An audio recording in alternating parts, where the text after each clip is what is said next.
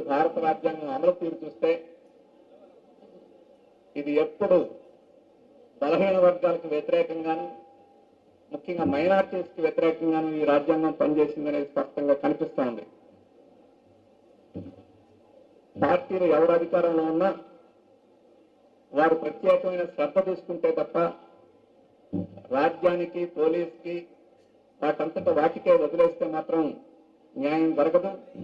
అందుకని ఈ రాజ్యాంగంలో మైనార్టీలకు న్యాయం జరగాలంటే రాజ్యాంగం మీద కన్నా మన శక్తి మీద, మన పోరాటం మీద ఆధారపడి ముందుకు పోతేనే సాధ్యం అవుతుందని చెప్పేసి నేను చెప్తున్నాను. ఈరోజు ఆంధ్రప్రదేశ్ లో చూస్తే ఇప్పుడే పెద్దలు చెప్పారు, రవిచంద్ర గారు, మక్కా మసీద్ బ్లాస్ట్ కేసులో అరెస్ట్ చేసిన మైనార్టీ యువకుల్ని, ముస్లిం యువకుల్ని, ఉగ్రవాదులను ఇతర మతాలకి, ఇతర వ్యవస్థలకి సంబంధించిన వారు. రాజ్యం ఒక బ్లాస్ట్ జరగగానే ఎవరు చేశారనేది కాదు, ఫలానా వారు చేసి ఉండొచ్చు అని చెప్పేసి అరెస్ట్ చేసే పద్ధతి ఈరోజు రాజ్యంలో ఉంది, పోలీసు వ్యవస్థలో ఉంది. ఆ పోలీసు వ్యవస్థ రాజకీయాలతో నిమిత్తం లేకుండా నడుస్తుందని చెప్పి అనుకుంటే కుదరదు. అందుకని రాజకీయాలు నడిపేవారికి కూడా పాత్ర కూడా ఉంది. ఈరోజు చార్మినార్ పక్కన భాగ్యలక్ష్మి ఆలయం ఉంది. అది 60 సంవత్సరాల క్రితం చార్మినార్ పక్కన లేదు, కానీ ఏదో 100 సంవత్సరాల నుంచి ఉన్నట్టుగా చిత్రీకరిస్తూ ఈరోజు కొంతమంది చలామణి చేస్తుంటే, వ్యక్తులు చలామణి చేయొచ్చు, కొన్ని సంస్థల ప్రచారం చేయొచ్చు.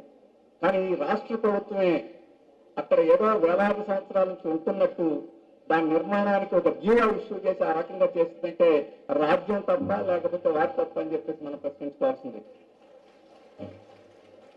అలాగే ఈరోజు అక్బరుద్దీన్ సాబ్ కొన్ని మాటలు అన్నారని చెప్పేసి అరెస్ట్ చేసి జైల్లో పెట్టారు.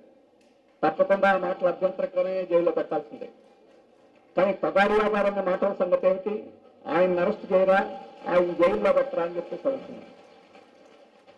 మరి రాజ్యం ఒకరి పట్ల ఒక రకం, ఇంకొకరి పట్ల ఒక రకం, ఒకే నేరం చేస్తే ఒకరి పట్ల ఒక రకం, ఇంకొకరి పట్ల ఒక రకం వ్యవహరిస్తూ ఉంటే ఇక రాజ్యంలో ఉంటే మనుషులు ఏ రకంగా చేస్తారని చెప్పేసి మనం అర్థం చేసుకోవాల్సింది. అందుకే ఈరోజు ఈ రాష్ట్రంలో కూడా మైనారిటీ యువకుల్ని అకారణంగా అరెస్ట్ చేసి జైల్లో పెడుతున్నారు.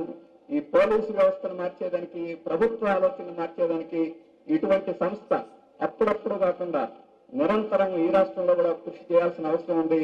దానికి సంపూర్ణంగా భారత కమ్యూనిస్ట్ పార్టీ మద్దతే కాదు, మేము ప్రత్యక్షంగా మీ కార్యక్రమాల్లో పాల్గొని ఆ రకంగా మీతో ఉంటామని తెలియజేస్తూ సెలవు. నమస్కారం.